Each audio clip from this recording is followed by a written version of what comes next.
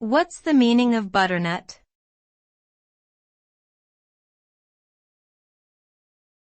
Butternut.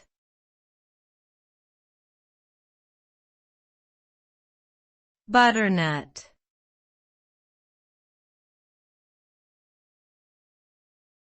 Butternut.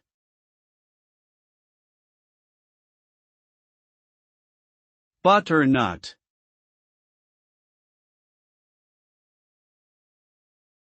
Butternut has two main meanings. Firstly, it is a type of squash that typically has a tan-colored, bell-shaped exterior and sweet, nutty-flavored flesh. This variety of squash is often used in cooking and can be roasted, baked, or mashed.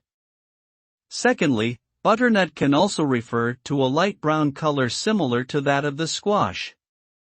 This color is often used in design and fashion and can be described as a muted, creamy brown. Overall, butternut refers to both a type of squash and a specific shade of brown.